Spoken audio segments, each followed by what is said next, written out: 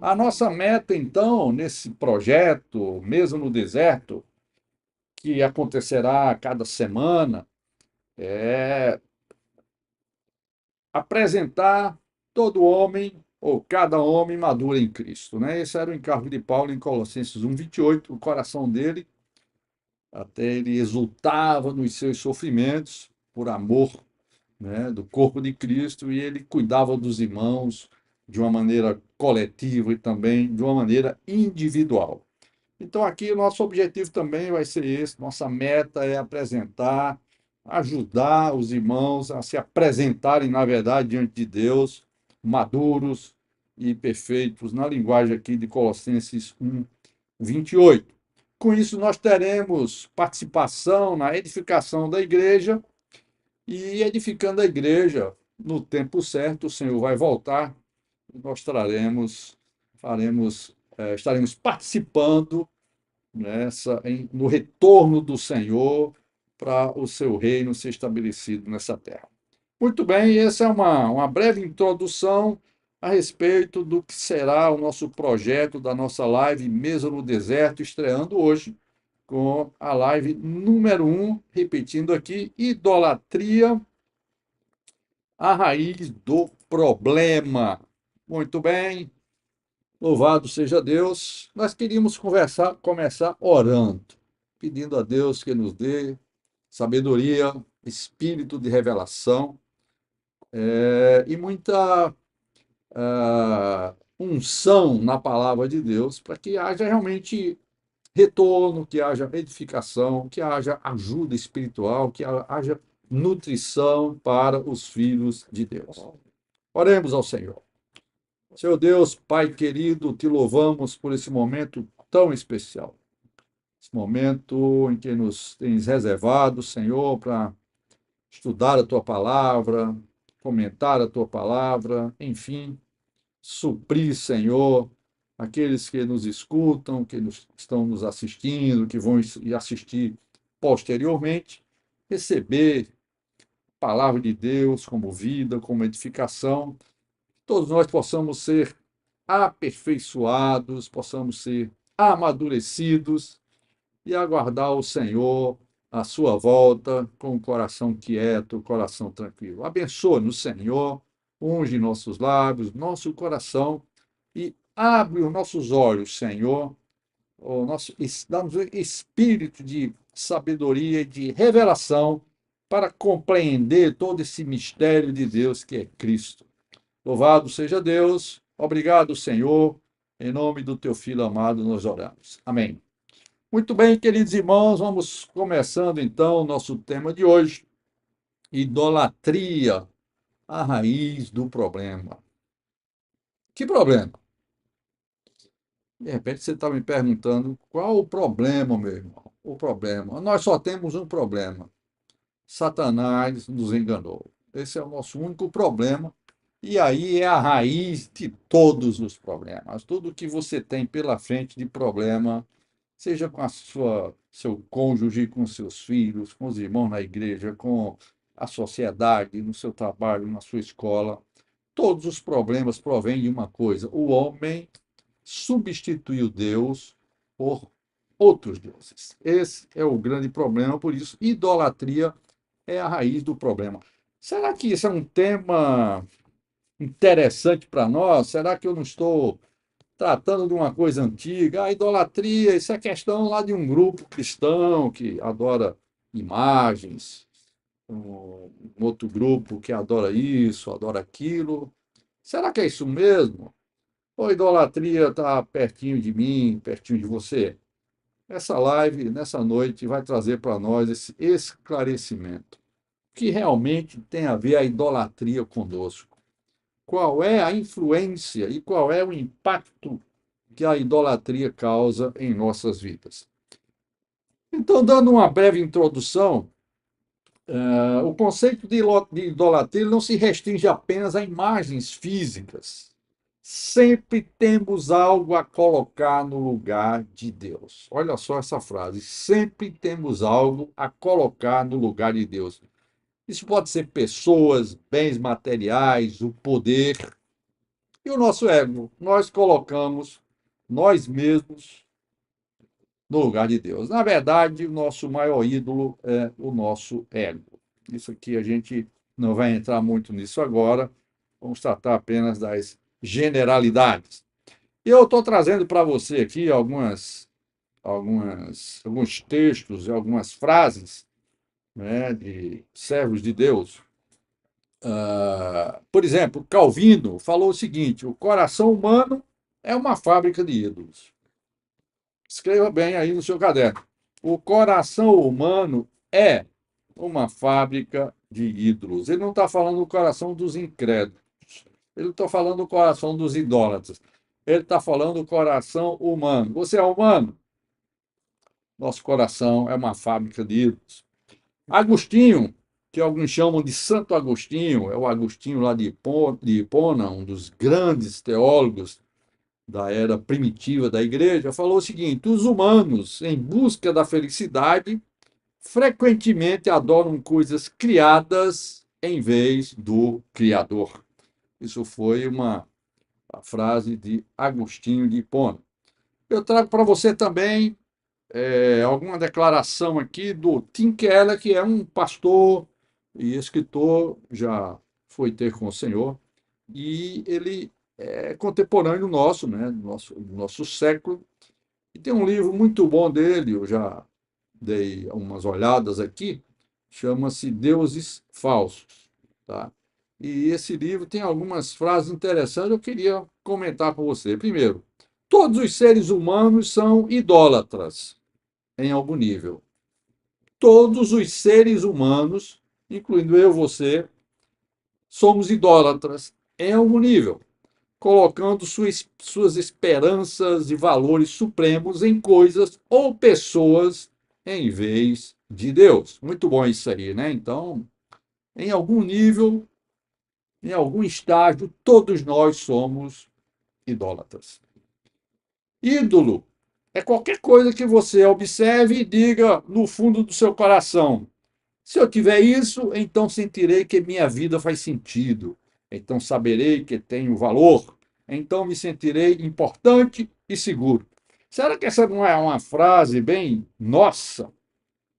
Será que isso não é a nossa experiência? Eu vou ler de novo para você. Se eu tiver isso, se eu tiver essa coisa, se eu tiver essa pessoa, se eu tiver esse objeto, se eu tiver essa posição, então sentirei que minha vida faz sentido. Então saberei que tenho valor, então me sentirei importante e seguro. Se você é capaz de falar assim, sinto muito me dizer, irmão, isso é idolatria. Isso foi falado pelo Tim Keller. E terminando aqui, ele fala o seguinte: achamos que ídolos são coisas ruins, mas quase nunca isso é verdade. Quanto maior o bem, quanto maior o bem, mais provável é que esperemos dele a satisfação das nossas necessidades e esperanças mais profundas. Qualquer coisa serve de Deus falso. Olha só, qualquer coisa, deixa eu ajustar minha leitura aqui para melhorar um pouquinho. Qualquer coisa serve de Deus falso, especialmente as melhores coisas da vida. Muito bom. Então, essa foi uma breve introdução, montando aqui uma plataforma para que a gente converse sobre o seguinte. A minha conversa de hoje à noite tem o seguinte ponto: onde tudo começou, que foi no Jardim do Éden, tá certo? Depois nós vamos ver a idolatria na história do povo de Deus, tá? E, finalmente, como vencer a idolatria. São 3 pontos. Começando, então, por esse primeiro ponto aqui, onde tudo começou. Na verdade, do ponto de vista terreno, preste bem atenção, do ponto de vista terreno, tudo começou no Jardim do Éden. O que aconteceu no Jardim do Éden? Adão e Eva colocaram algo acima de Deus. E o que foi esse algo, tá? Vamos entrar em detalhes aqui. Eles priorizaram o desejo de ser como Deus, conhecedores do bem e do mal, conhecemos muito bem. Gênesis capítulo 3, versículo 5. eles priorizaram? A gente sabe que tinha alguém por trás disso aí, tá? Eles receberam alguma sugestão, depois vamos entrar nisso aqui, mas qual foi o problema, então, dos nossos pais? Priorizar o desejo de ser como Deus, conhecendo o bem e o mal. Enfim, eles colocaram a sua própria vontade, o seu desejo de autonomia no lugar de Deus. Então, isso tem a ver já com o nosso ego, própria vontade, o desejo de autonomia. Eles colocaram isso no lugar de Deus. Eles vislumbraram um novo horizonte, aventurando-se fora dos limites estabelecidos por Deus no Jardim do Éden. Na verdade, Adão e Eva imaginaram um Éden paralelo. Olha só, um Éden paralelo, com o mesmo cenário, ou seja, o cenário de alegria, de felicidade, de ser alguém, de gozo, mas com roteiro e roteirista diferente. Note bem o problema. O homem não tomou uma decisão para uma coisa ruim. Na verdade, ele imaginou um cenário paralelo ao Jardim do Éden, onde ele poderia desfrutar da felicidade, de gozo, de alegria, mas com roteiro e roteirista diferente. Precisamos ter muito cuidado, então, né, meus irmãos, nesse cenário da vida, no filme da nossa vida, nós precisamos ter cuidado com o roteiro, ter cuidado com o roteirista. Enfim, eles abdicaram o descanso do Criador. Deus tinha colocado eles no Jardim do Éden, dando descanso para eles. O primeiro dia foi um dia de descanso. Ainda sobre Deus falso, o Tim Keller, comentando sobre essa questão de felicidade, Jardim do Éden, ele falou o seguinte: se qualquer coisa torna-se mais fundamental do que Deus para a sua felicidade, sentido na vida ou identidade, então essa coisa é um ídolo. Preste bem atenção. Você tem uma coisa fora de Deus que acha que lhe dá felicidade, que dá sentido para a sua vida, que lhe dá identidade, fique certo de uma coisa: isso aí é um ídolo e você, em algum nível, é um idólatra. Também um escritor, Mauro Meister, falou o seguinte: agora preste atenção que aqui tem a ver com nós, conosco, os cristãos, que vivemos numa vida de igreja, seja lá a congregação que for, tentamos adorar a Deus, queremos adorar a Deus, fazemos parte de um louvor, quem sabe, fazemos parte do serviço da igreja. Mas o Mauro fala o seguinte: qualquer adoração e serviço a outro ser ou objeto que não seja o Criador constitui, entretanto, grave equívoco. E como não existe meio termo nessa história, em última análise, adora-se a Deus ou adora-se ao diabo. Não existe mais do que essas duas opções. Ou você adora a Deus, ou você adora o diabo. O Senhor Jesus, uma certa vez, falou: ninguém pode servir a dois senhores. Na verdade, só existem esses dois. E mesmo no nosso serviço na igreja, no nosso serviço cristão, nós precisamos ter cuidado com isso aí. O Tim Keller também fala sobre a diferença do homem antigo, da antiguidade, mesmo Adão, ou das eras passadas, e o homem moderno. Em matéria de idolatria, não existe diferença. Todos somos idólatras. O que foi que mudou? O que mudou foram os objetos da nossa adoração, que são transformados em deuses para serem cultuados. Então, vale a pena refletir no tempo atual que objetos são esses que tomam o lugar de Deus em nossas vidas. Poderíamos citar, por exemplo, a tecnologia, o tempo gasto no celular, nas redes sociais, quem sabe a busca pelo conforto, por uma vida mais tranquila, trabalhar demais para ter uma vida mais confortável. Eu tenho que viajar todo ano eu tenho que ir na Europa, ou nos Estados Unidos, quem sabe. Enfim, nada mudou. O que mudou são os objetos. O coração humano é o mesmo. O coração humano é idólatra. Ele sempre está buscando a felicidade em algum lugar. Muito bem. Esse foi o primeiro ponto, né, no Jardim do Éden, um homem procurando colocar alguma coisa acima de Deus. Para terminar esse ponto, a pergunta que se faz é o seguinte: quem é Deus para nós? Quem é Deus para você? Deus é seu único bem? E essa expressão único bem é muito conhecida pelos teólogos, né? O Agostinho de Hipona falou o seguinte: em seu livro, nos seus escritos sobre as confissões, né? Tem um livro famoso, escritos famosos do Agostinho de Hipona, que fala as Confissões de Santo Agostinho. Então lá ele fala o seguinte: vou agora rememorar meu passado desonesto e a corrupção carnal de minha alma. Isso é ele falando com Deus, tá? Todo esse blá blá blá de Agostinho aí nesses escritos na verdade são confissões dele para o próprio Deus.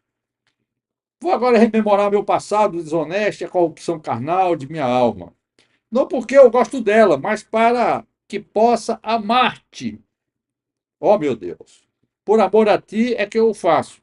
Examinando meus perversos caminhos, provo a própria amargura da rememoração para que tu possas tornar-te doce para mim. Ou seja, o que Agostinho está dizendo é o seguinte: quanto mais eu rememoro quão devasso eu era, quão imoral eu era, porque essa foi a vida de Agostinho, né? Uma vida de devassidão, de imoralidade, e em determinado tempo a mãe dele orava por ele, orou anos e anos por ele, ele se converteu e ele se tornou um desses teólogos mais famosos da igreja primitiva. Então ele fala, né, para que você, eu estou rememorando isso, Deus, para que você mesmo se torne doce para mim. Tu que és doçura, que nunca falha, doçura abençoada e garantida. Juntando novamente forças para sair daquela libertinagem onde me encontrava dilacerado. Enquanto me afastava de ti, o único bem, eu me perdia em meio a um turbilhão de coisas ao meu redor. Esse é o testemunho de Agostinho de Hipona. Enquanto eu fazia tudo aquilo, enquanto eu não estava te buscando, enquanto eu vivia na devassidão, eu me afastava mais e mais de ti, o único bem. Agostinho, como eu falei, foi um cara devasso, uma vida de juventude deplorável, semelhante à vida de muitos jovens hoje, de muitos homens até, adultos, quem sabe de muitos casados, procurando um bem, procurando uma satisfação, procurando uma felicidade. Mas devemos ficar bem claro, meus queridos irmãos, que nós só temos um único bem. E esse único bem é o nosso Deus. Como já dizia o Salmo 66, 2, né? Você pode acompanhar comigo aí. Digo ao Senhor, tu és o meu Senhor. Outro bem não possuo, senão a ti somente. Essa era a experiência do salmista. Outro bem não possuo, senão somente a ti. Meus queridos irmãos, que essa seja a nossa experiência, todo dia, toda hora, todo minuto, que nós não tenhamos outro bem além do nosso amado Senhor. Ok? Muito bem. Agora nós vamos entrar no ponto 2. O ponto 1 foi: eles colocaram alguma coisa acima de Deus e fizeram do Jardim do Éden uma bagunça. E essa bagunça chegou até os nossos dias. Muito bem. O que é que aconteceu também no Jardim do Éden? De acordo com Romanos 1:25, nós podemos tirar algumas conclusões. Romanos 1:25 diz o seguinte: eles trocaram a verdade de Deus pela mentira, adorando e servindo a criatura em lugar do Criador, o qual é bendito para sempre. Amém. Essas são as palavras de Paulo, e com certeza nós podemos trazer isso para o Jardim do Éden, onde eles trocaram a verdade de Deus. Havia uma verdade, a palavra de Deus. A palavra de Deus era a verdade, mas eles deram ouvidos para a mentira da serpente. Vocês sabem que Satanás é o pai da mentira. Isso foi dito pelo Senhor Jesus. Satanás encostou ali na mulher, que depois levou o homem, né? E falou algumas distorções e algumas mentiras. Tipo assim, Deus está encobrindo algo melhor de vocês. Presta atenção. A coisa não é tão assim. Tem algo melhor para você. Tem algo mais desfrutável. Tem algo melhor. Porque Deus sabe que no dia que vocês comerem dessa água, vocês se tornarão como Ele. Então Deus foi tratado como uma pessoa má e mentirosa. Essa foi a mensagem da serpente para Eva e para Adão. E assim a humanidade, desde o início, trocou a glória de Deus por imagens e ídolos, induzido pela serpente. Note bem, o homem tinha prazer, tinha alegria, tinha segurança ali no Jardim do Éden, mas agora ele trocou a verdade de Deus em mentira, e nós sabemos, né, como tudo se complicou. E o último ponto é que eles escolheram a sua autoglorificação, o desejo de ser como Deus, né? Porque a serpente falou assim: se vocês comerem, vocês serão como Deus. Então, qual foi a conclusão deles? Poxa, Deus não contou a história direito para nós, faltou alguma coisa e nós vamos atrás disso. Nós podemos ser como Deus. O que significa isso? A sua autoglorificação. Eu serei como Deus. Na verdade, isso é uma coisa que veio da serpente lá desde a rebelião, lá nas eras primitivas, quando a serpente quis, Lúcifer quis ser igual a Deus. Eu subirei ao céu, eu me sentarei lá, tal, tal, sobre as mais altas nuvens. Eu. Na verdade, essa é a glorificação do eu, e o homem, enganado pela serpente, ele foi ah, envolvido pelo desejo de ser como Deus. E aí, meus irmãos, o problema se complicou e só tem uma solução para esse problema. Ainda bem que Deus chegou e deu a solução do problema. A solução do problema é um redentor. Mas o que o homem fez? Na história da humanidade, o homem sempre procurou um redentor para si. O homem perdeu a esfera de desfrute do Jardim do Éden. O homem começou a idolatrar a si mesmo em um monte de coisa. E, na verdade, tudo isso que o homem busca, felicidade, alegria, gozo em qualquer outra coisa que se torna o seu ídolo, é um desejo profundo de voltar à realidade inicial em Deus. O homem procura para si um redentor, seja bens materiais, sexo, poder, status, seja lá o que for. O que o homem está querendo para si é um redentor. Ele quer felicidade, e felicidade era o ambiente do Éden que ele perdeu. O problema é que ele não sabe quem o pode redimir, sendo enganado constantemente pelo pai da mentira, que lhe mostra outras alternativas de adoração. Como já falei, as outras alternativas são bens materiais, pode ser o sexo, pode ser poder e assim por diante. Então, o homem sempre está buscando uma redenção para si. E essa busca por satisfação torna-se um tatear à procura de Deus. E, infelizmente, a humanidade não reconhece que está em guerra contra ele, que é o único redentor e o único Senhor. Louvado seja Deus que ainda nesse capítulo 3 de Gênesis, Deus aparece e Deus procura pelo homem, o homem que tinha mudado, né, de cena, de cenário, tinha entrado noutra filmagem, agora o homem se vê nu, se vê despido, e agora o homem tem medo de Deus, o homem tem vergonha, e o homem está agora procurando folha de figueira para cobrir a sua nudez.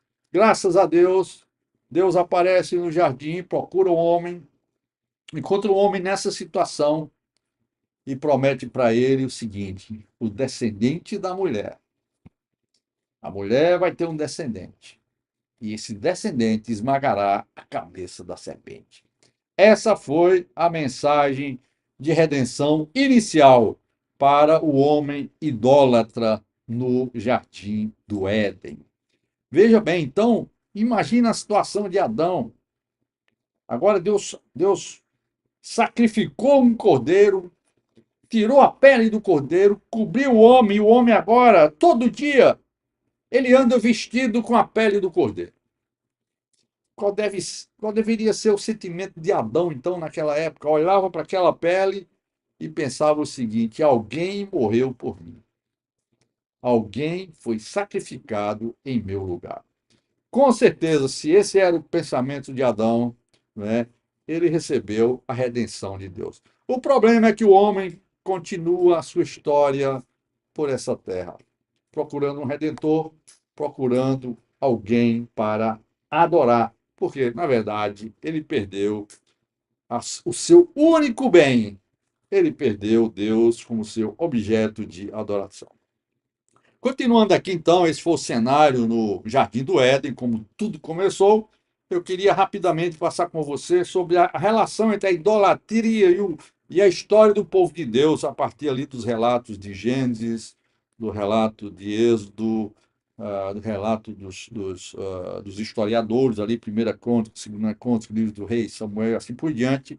É um relato muito, muito, muito triste de idolatria. Primeiro, nós encontramos o homem edificando a Torre de Babel. A Torre de Babel foi o maior ídolo coletivo que a humanidade já edificou.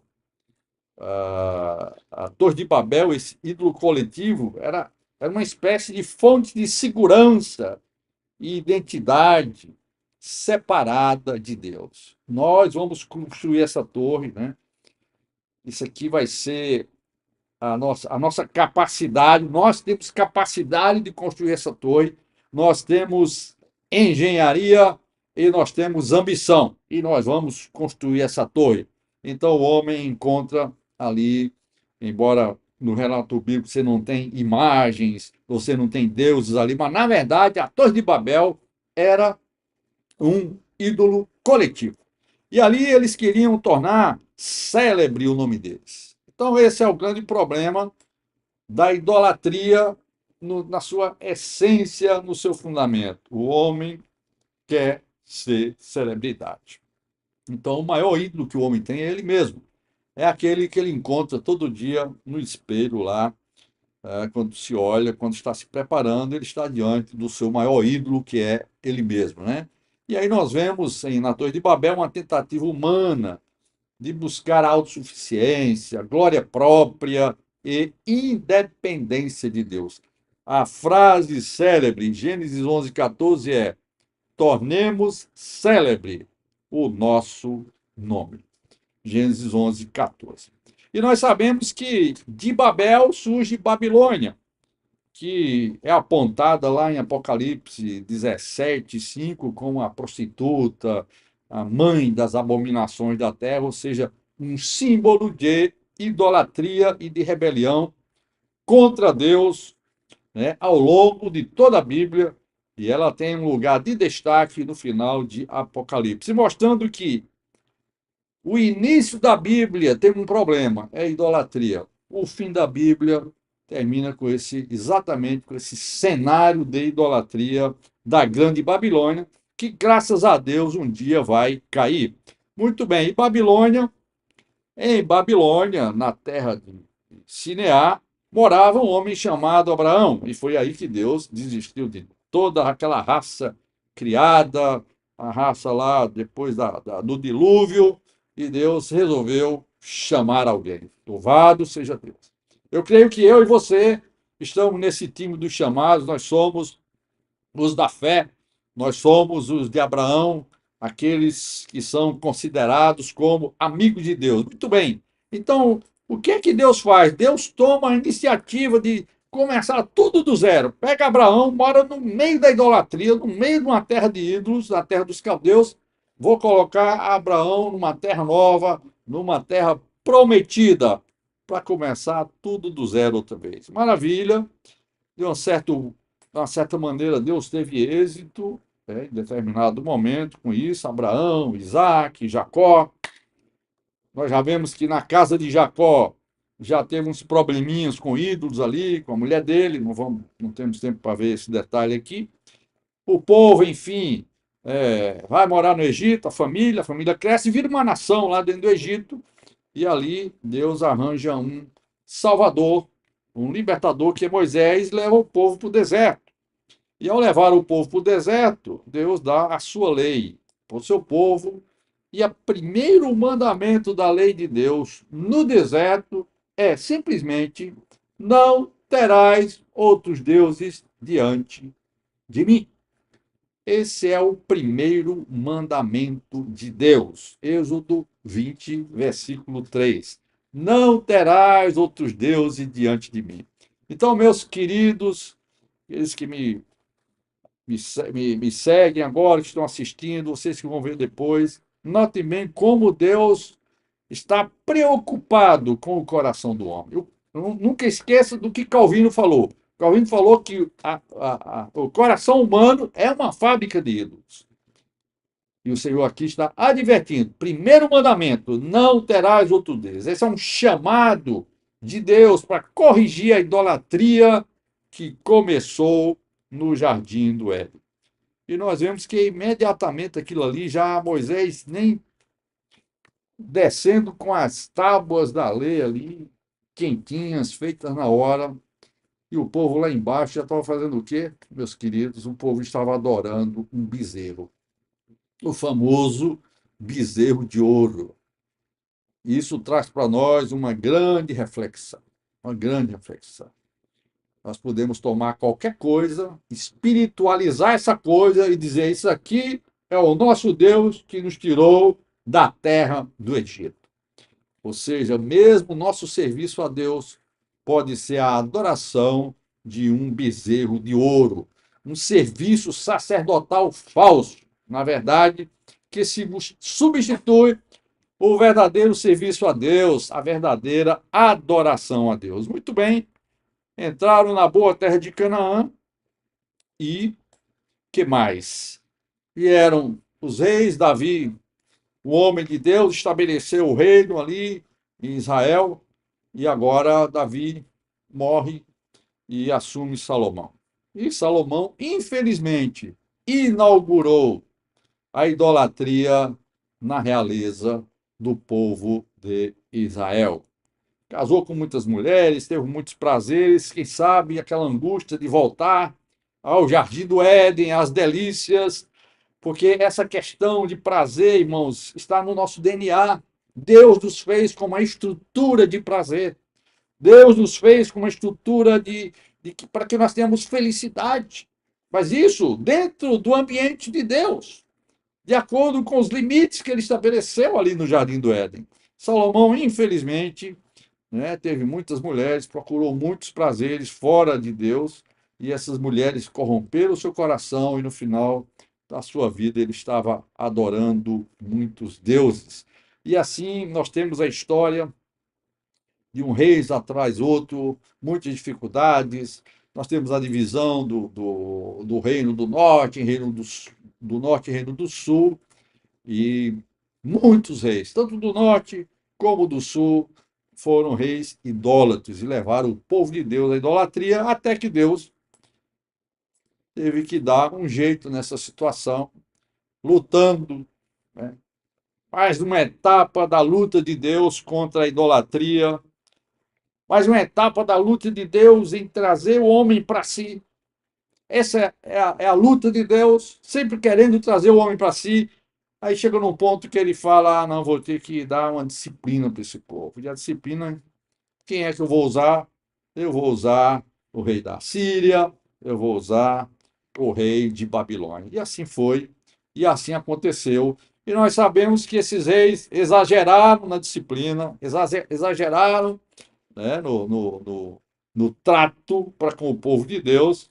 E aí veio o cativeiro, principalmente o cativeiro babilônico, 70 anos, e eles tiveram, então, um trágico fim, né, o povo de Deus, a história no Velho Testamento, porque ali acabou a realeza, acabou a liderança dos reis no meio do povo de Deus, e dali em diante eles não têm e não tiveram mais rei. Enfim, o resultado de toda idolatria, o resultado de toda essa coisa que a gente busca para tomar o lugar de Deus, no fim, caímos num cativeiro. Nessa noite eu queria, então, partindo aqui para o encerramento da nossa live, considerar com você qual é a sua situação hoje.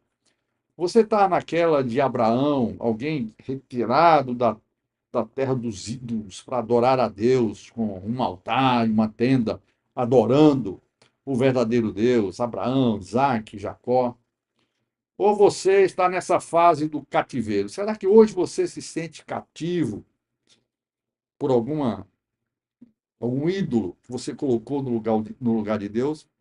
Eu, eu quero dizer para você que essa sensação de cativeiro não é nada mais, nada menos do que o problema da idolatria. Temos que revisar nossas vidas, temos que revisar nossos procedimentos, temos que nos colocar diante de Deus com muita oração, com muita contemplação de Deus, na luz divina. Meus queridos irmãos, nós precisamos ver que todos nós, em algum momento, somos idólatras. Isso é sério, isso é grave, isso resulta em cativeiro. E Deus não nos quer no cativeiro. Recentemente estudamos o livro de Neemias, vimos como Deus tirou aquele povo do cativeiro, voltou para Jerusalém, restaurou toda aquela situação de caos em Jerusalém, restaurando o altar do holocausto, restaurando o templo, restaurando os muros, porque Deus quer um povo para si, um povo que só adore a Ele. Essa é o coração de Deus. Então, para encerrar a nossa live, o último ponto é como vencer a idolatria. A conclusão que nós chegamos é: nós sempre buscamos algo para fechar o vazio que foi deixado lá no Éden. O vazio do nosso coração. O DNA que está aqui procura por um redentor. Você já. Eu creio que eu devo estar falando para um bom número de pessoas que já experimentou a verdadeira redenção. Mas quem sabe você pode não ter experimentado a verdadeira redenção. A verdadeira redenção é através da morte de Cristo na sua cruz. Esse é o verdadeiro redentor. Mas a idolatria nos leva a procurar outros redentores. Como eu já falei, bens materiais, sexo, poder, status social e assim por diante. Tudo isso torna-se nossos redentores, aqueles que podem, na nossa interpretação, podem nos levar de volta ao lugar que a gente nunca deveria ter saído, que era a presença de Deus no Jardim do Éden. Desde que enfrentamos toda aquela situação, nós agora, não é, de uma maneira sem Cristo, estamos sem Deus, estamos sem alegria, sem segurança. Por isso, a redenção que há em Cristo, irmãos. Puxa, a mesa do Senhor, a cada domingo, tem que ser para nós objeto, irmãos, do nosso louvor e da nossa gratidão. Significa que Deus providenciou um redentor para o nosso coração idólatra. Já existe salvação, irmãos, já existe redenção. É o nosso Cristo maravilhoso. E eu relacionei aqui, a gente podia ter vários itens que podem nos fazer vencer a idolatria, mas eu relacionei alguns, orando diante do Senhor. Número 1, nós precisamos tomar a palavra de Deus para enfrentar o tentador. O tentador vem para nós com uma história de que Deus é falso, Deus é mentiroso, Deus não contou a história direito, faça isso, faça aquilo. Tudo isso é mentira. Você deve enfrentar isso como mentira e enfrentar como? Como o Senhor Jesus enfrentou o tentador. Está escrito. Ou seja, a verdade de Deus que está na palavra de Deus é a nossa primeira arma para sair desse ambiente de idolatria, esse ambiente de tentação de Satanás. O que ele quer, na verdade, é tirar a nossa adoração do foco principal, que é Deus, para ele mesmo, para as coisas que ele camufla e que ele traz para nós. Muito bem. Então, número um, a palavra de Deus. A palavra de Deus deve ser lida todo dia, ruminada, orada, deve ser tomada como nosso alimento todo dia, irmãos, para que a gente possa sempre estar pronto a dizer para o tentador: está escrito. Um outro ponto importante é que nós devemos apresentar todo o nosso ser para servir a Deus.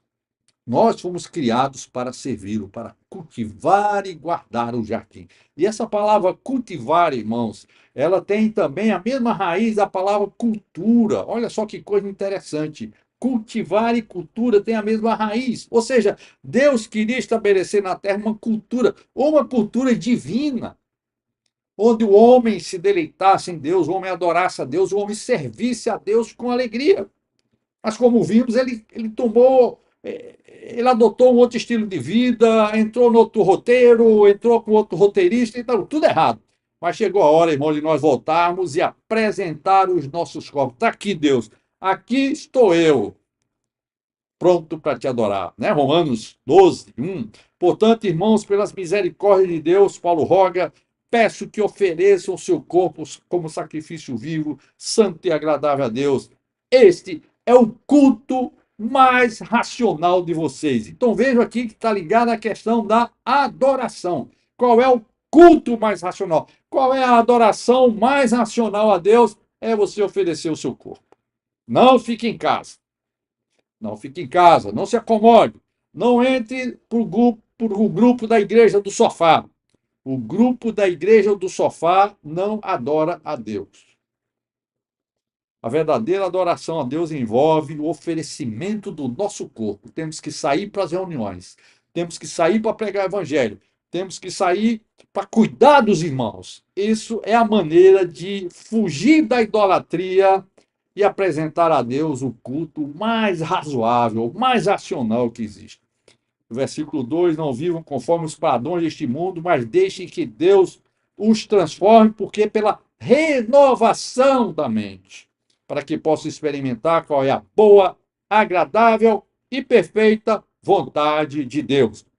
Essa boa, agradável e perfeita vontade de Deus estava estabelecida bem bonitinho ali no Jardim do Éden, mas todos nós nos tornamos idólatras. Mas agora o Senhor está nos chamando a apresentar o nosso corpo e renovar a nossa mente. Louvado seja Deus. Não só isso, o corpo e mente, mas nós precisamos atuar também na esfera do espírito, tá?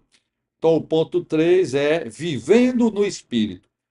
Né? E por falar em adoração, nós temos um especialista em adoração na Bíblia, que é a mulher samaritana. Vocês conhecem uma especialista melhor do que aquela mulher? Ela falou: olha, nossos pais adoram aqui, vocês adoram lá em Jerusalém e tal. Isso é o que a gente entende. Adoração é isso aí e tal, mas e aí, onde é mesmo o lugar de adoração? E o Senhor Jesus foi muito claro: vem a hora e já chegou. Vem a hora e já chegou em que os verdadeiros adoradores adorarão o Pai em espírito e em verdade, porque são esses que o Pai procura para seus adoradores. Então, vejam bem, nós precisamos apresentar o nosso corpo, renovar a nossa mente e exercitar o nosso espírito. E ainda Jesus continua no 4:24: Deus é espírito e é necessário que os seus adoradores o adorem em espírito e em verdade. Essa é a maneira de adorar a Deus, em espírito e em verdade. E Paulo falou em Gálatas 5, digo, porém, o seguinte, versículo 16: vivam no espírito, e vocês jamais satisfarão os desejos da carne. Os desejos da carne são sempre idolatria. Sempre que você tem esse assunto aqui abordado por Paulo, na verdade, isso é colocado na esfera da idolatria. E qual é a saída? É viver no Espírito. O item 4, conhecendo mais a Cristo. Você conhece a Cristo? Você conhece o verdadeiro Redentor? Aquele que foi prometido no Jardim do Éden para curar a nossa idolatria? Muito bem, Paulo, na hora que ele descobriu esse Cristo, ele tomou uma decisão. Filipenses capítulo 3, versículo 8. Na verdade, considero tudo como perda, por causa da sublimidade do conhecimento de Cristo Jesus, meu Senhor. Por causa dele, perdi todas as coisas e as considero como lixo para ganhar a Cristo. Meus queridos irmãos, que testemunho maravilhoso. Paulo, um cara cheio de. Um cara cabeça, né? O cara teólogo, o cara que falava mais de uma língua, falava grego, hebraico, sei lá, aramaico. Agora, ele considera tudo isso como lixo. Meus queridos irmãos, só existe uma coisa de valor, o único bem que nós podemos nos agarrar e adorar é o nosso amado Senhor Jesus. Por isso, Paulo fazia tudo isso para ganhar a Cristo. E para finalizar, o nosso maior ídolo somos nós mesmos. Nós adoramos a nós mesmos acima de todas as coisas. Não pisa no meu calo. Cuidado, a minha opinião, o meu conselho, o meu jeito de fazer as coisas. Eu não concordo com isso, eu não concordo com aquilo e assim tudo mais. Essa é a nossa realidade. Esse é o nosso ídolo maior, aquele que você que vê toda vez, todo dia no espelho. É você mesmo. Por isso, Jesus foi muito enfático quando ele falou lá em Lucas 9:23. Jesus dizia a todos: se alguém quer vir após mim, negue a si mesmo, dia a dia, tome a sua cruz e siga. Que conselho maravilhoso. Dia a dia. Somos uma fábrica de ídolos, nosso coração é terrível, é enganoso, e nós, quando nós não estamos no espírito, nós estamos atrás da satisfação do Éden. E a gente procura em outras coisas, em outros objetos, em outras pessoas, em qualquer coisa, porque nós fomos feitos para adorar. De uma certa forma, os adoradores de ídolos, eles estão fazendo a parte deles. Eles foram feitos para adorar, só que eles perderam o objeto central da adoração do homem, que é Deus. E qualquer adoração a qualquer coisa além de Deus, isso é idolatria.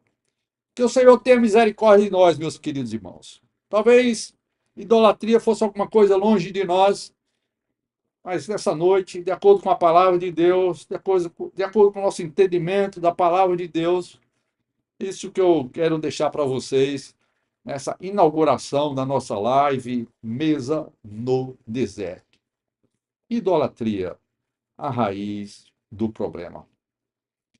Você quer ser uma pessoa sem problema? Resolva esse assunto. Cuide do seu coração. Cuide do seu ser, do seu corpo, da sua alma e do seu espírito. Negue a si mesmo. Procure contemplar mais o Senhor. Conhecer mais a Cristo. Se você conhecer mais a Cristo, você não vai tocar ele por nada. Amém? Que Deus nos abençoe, que Deus nos guarde, que vocês tenham uma ótima noite. E nós, se Deus quiser, nos encontraremos aqui na próxima semana com outro tema que eu não sei qual é, mas Deus vai nos dar um outro tema para nós compartilharmos com vocês.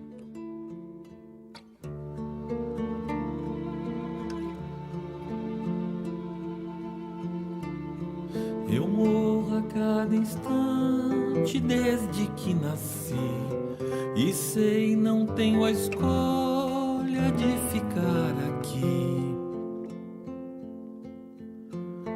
A vida és tu, Senhor, tu és a alternativa. Não queres que eu pereça, mas para sempre viva.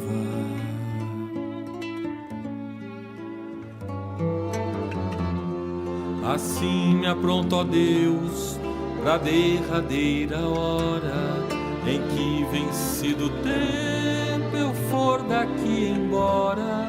Em minhas faltas ergue um muro a meu redor, pra que meus erros não difundam mal.